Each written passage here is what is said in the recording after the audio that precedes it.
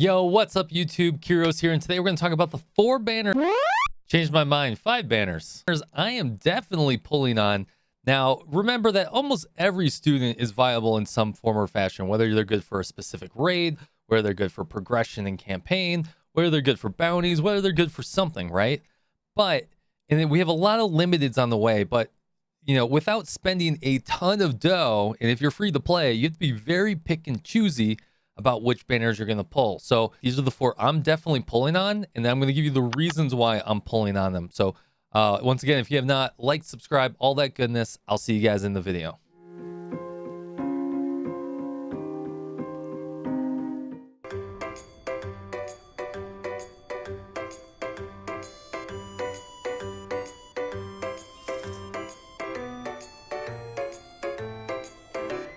All right, Akko. Now, we're not going to see this character for a while, but this is on my top 4, definitely as number 4. She's gonna cause your top DPS to do insano amounts of damage.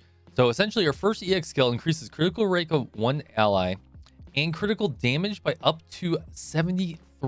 And then her passive increases it by another 17%. So you almost get like 100% critical damage increase. By the way, she is a special, so you can pair her with a healer or, you know, maybe like a Kotama, right? Do some more attack damage. So you can bring her everywhere. You can bring her to every raid. You can bring her to your campaign missions. You can bring her to bounties. You could bring her everywhere. And then stack her with like an Iori or a Zusa or like an Aru and just watch them just pop off. Stack it on a Maki for Bina and stuff and everything like that.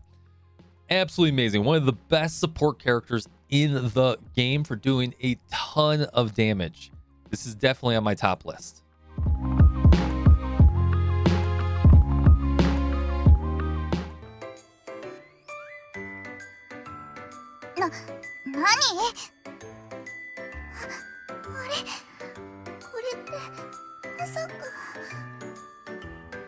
Koharu is really good. One of the best healers in the game, again, besides Miku.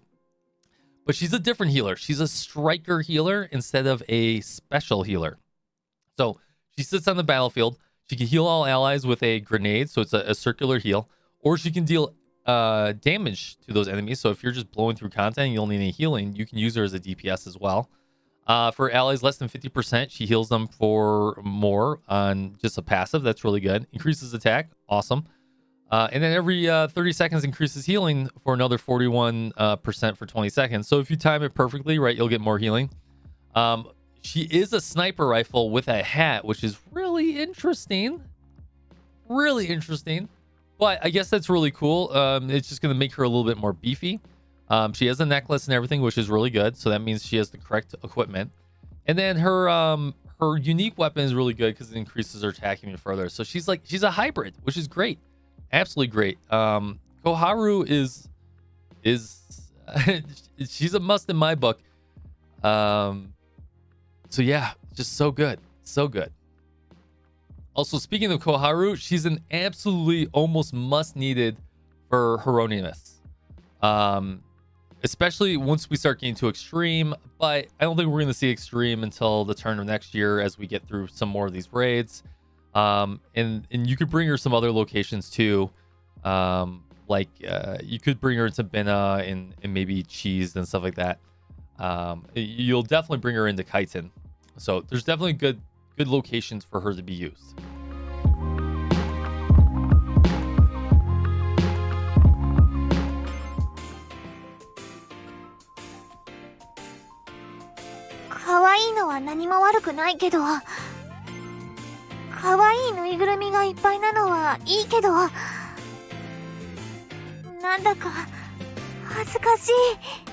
All right, next up on the list, I'm sure you've heard it from everyone, but Azusa. Absolutely amazing. A great explosive character.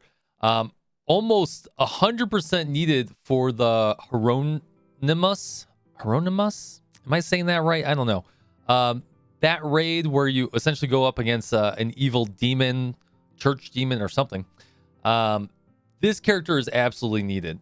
has increased critical rate, which is amazing. Does upwards of 2,023% damage at a 5 cost. Now, I wish that was a 4 cost. I wish it came down at EX5, but that's okay. Still a ton of damage. Creates her own defense breaker. This is what makes her insanely nutty. And then does more damage to weakened units. So she's essentially the red version of Maki for the Bina rate. Definitely needed. 100% going to pull this character, even if you have Aru and you have Hibiki. Now, I will say this, right? If you are hurting on gems, I have seen people plug in like Serica here and do and then bring in like an Akane with a defense breaker. But this is on my list. Definitely.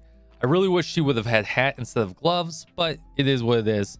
Also, her unique weapon increases her critical rate even more. Perfect. Absolutely wonderful.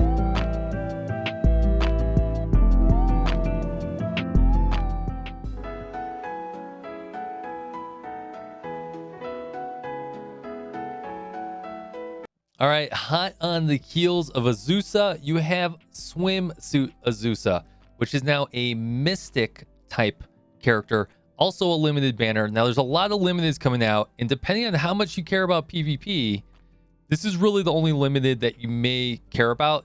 Maybe Bunny Girl Asuna. She's got a really good ability as well. But let's talk about this. She strikes an enemy, applying a dot. You know how I feel about dots, but it's perfect for raids. You know, when the boss is going to be up for a long time. Increases her own critical damage by up to 40%. That's huge. Increases attack by 26%, and then creates her own defense breaker. Now, the problem is that this defense breaker is a little lackluster, but since she is an AR, she's probably attacking pretty quickly, not as fast as submachine guns and a few others, but 30% chance on a 5-second cooldown means that defense breaker is going to be up a large percentage of the time. Secondly, her unique weapon increases her attack even further, which is great. Now, she is kind of like Iori, where she's limited to indoors, but she acts like Iori, where you can still bring her everywhere else if you need to, especially into like a red raid if you really have to, and she still does really well. So definitely on my pull out of all the limiteds.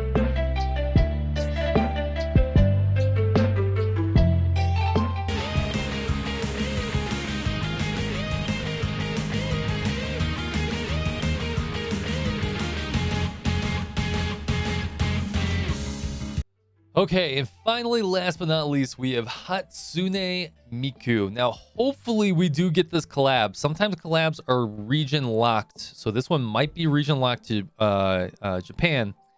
If so, I'll put in my comments down below on who I would alter for my number one. But this is honestly the best healer in the game. Now, Serena's really good. Hane is really good. But the fact that she has a heal all allies in a circle, she's a special unit. She jumps onto the battlefield and can heal everyone for up to 26 seconds. That's pretty nuts. And increases, well, I think it heals once, by the way. But it increases their attack on top of that. So she's great everywhere. You can bring her into any raid that you need to. You can bring her into campaign, bounties, all that goodness. Increases critical rate of all allies within an area. So hopefully it lands. This is random, but hopefully it lands on most of your, your sniper rifles, like stacked together. Increases healing, increases incoming healing. So that's really good. It is really good. And then her unique weapon increases healing more on top of that. Now, I'm really hoping that we do get this character. A wonderful character to round up everyone's list here. And I can only hope. So, guys, I hopefully that video kind of cleared some things up. Now, let me talk about this real quick. If you made it to the end of the video, there is a lot of characters that are still good. Like Alice is good for like the Zilla raid, right?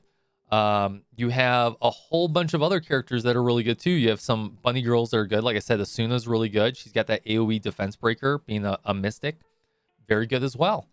And then you have that like swimsuit Hina, right? If you're really big into PvP, and it's a 3 cost, which is really great and stuff like that too. So you have to determine what your spend is here, guys.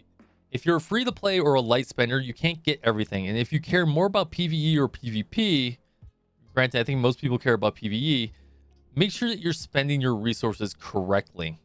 There's a few other shout outs that probably could be made here, but out of our current list, this gives you a good gambit of what to go for.